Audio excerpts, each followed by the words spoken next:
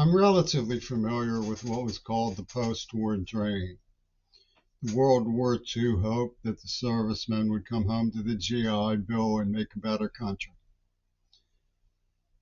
I don't consider myself an expert in totalitarianism, but as a buzzword, it gets tossed around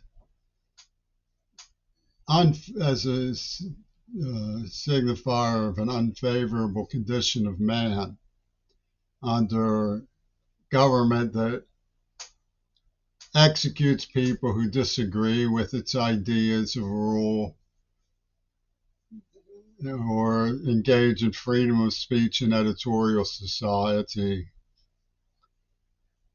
It's excessively doctrinaire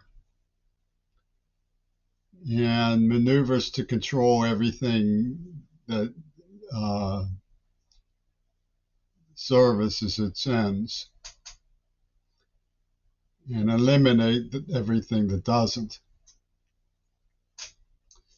1984 was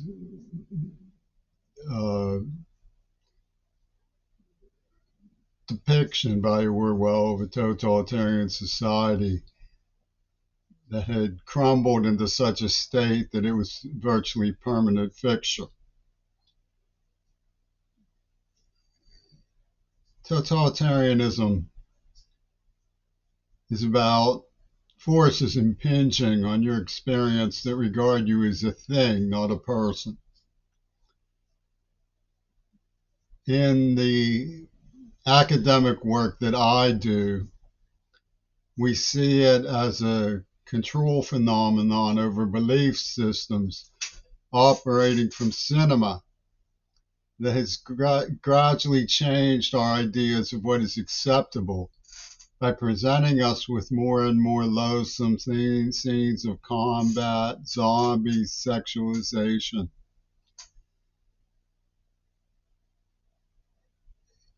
If you resist these things, the social forces that are exerted through cinema become very macabre in our societally.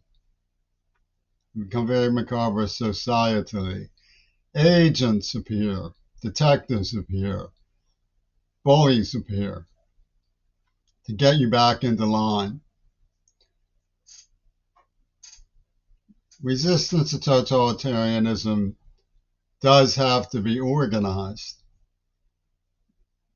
And it's tragic when unions begin to engage in white slavery, which is a form of human trafficking,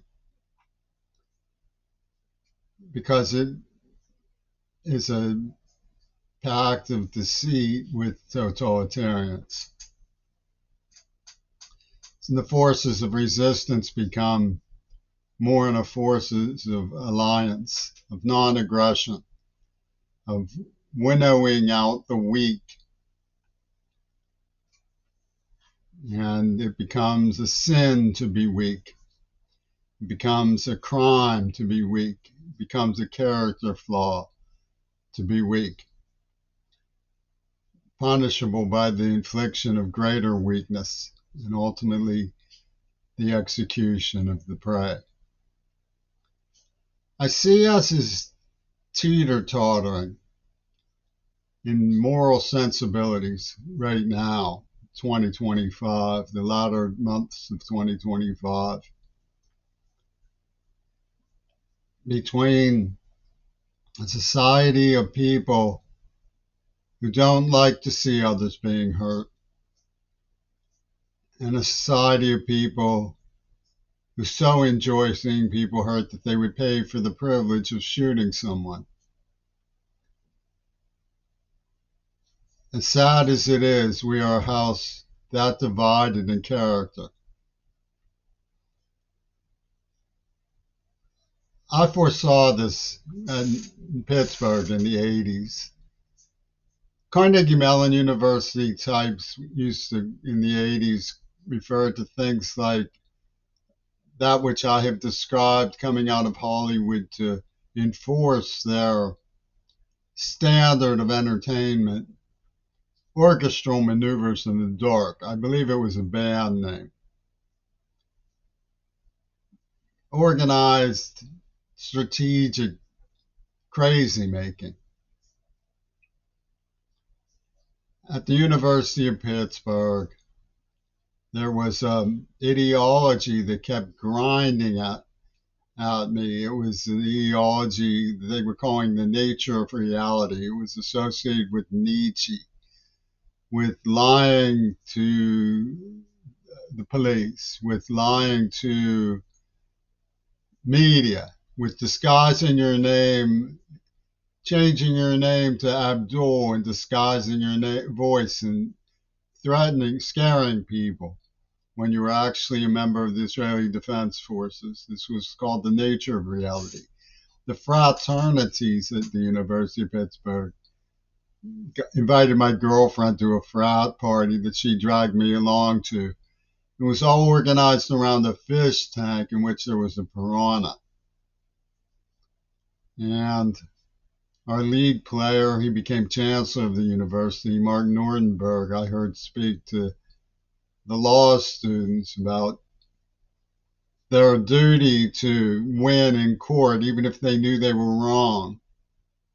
I found it very offensive, but it fell under this Fern Hollow Bridge collapse they call the nature of reality. And in a way, I thought it was epitomized the scruples of totalitarians, that you must click your heels and salute the most irrational, self-destructive, unfair, and unethical things in order to rise to domination.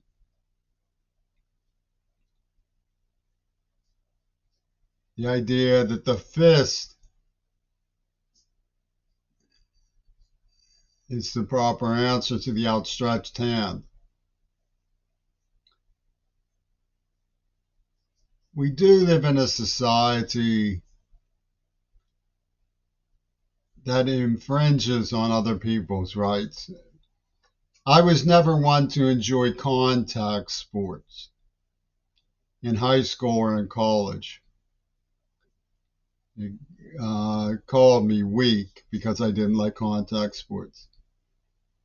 But I had been pushed around and battered and tortured and subjected to a Manson ordeal, so possibly it's understandable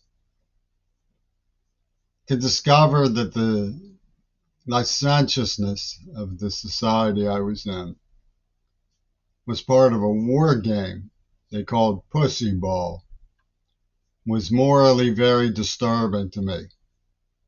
How much joy they took from effectuating this execution of a plan caused me great suffering and still does. I'm not the sort of person who looks back on my life as a happy one.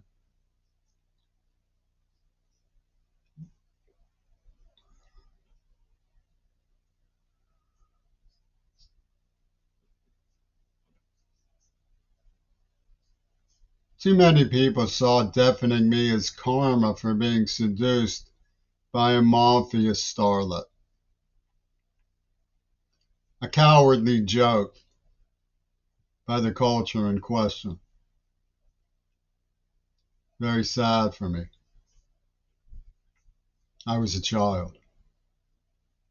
They battered, tortured, and deafened me, and this starlet was part of the production system. And the idea of it still gets more recognition than my injuries in the state of Washington because of the organized syndicate behind it still being bellicose. It would be nice if the women in Congress would come out of the closet about this nonsense.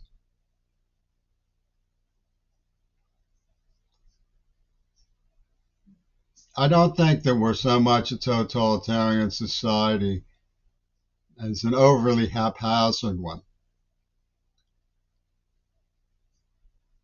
We're not lazy, but we are impatient. At least that's how I see it. I'm amazed that no one has reached out to me in sympathy for what I've been forced to do. Work without pay, suffer terrible injuries, and live under threats of organized crime. It's an indecency. Being banned from school for 12 years when I proved myself a scholar, not even being apologized to. Being injured very severely. The meaning of our social networks starts to fall into pieces. What's going to fill the vacuum from a government this uneven? Musk will gladly turn us all into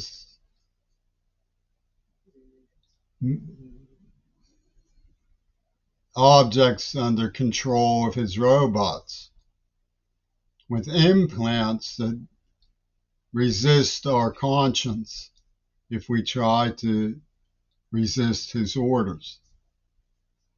We will have neuroguardsmen. We will have priests of a demagogue. We'll call him Mitch Hawk, as they called it in the Hell Odyssey. And for entertainment, we'll have clowniacs, mind jesters, pulling pranks on us instead of meaning. Instead of following the attempts to make sense of things and distribute the passion of knowledge equitably. If the power of the powerless isn't equitably distributed access to education, I don't know what the power of the powerless could possibly be. One thing I've learned is that speaking truth to the powerless is clearly as dangerous as speaking truth to the powerful in a society tilting back and forth between not wanting to see people hurt and people who delight in it so viciously that they would gladly pay for the privilege of hurting someone else. I find the United States of America's current impasse a relatively sad affair.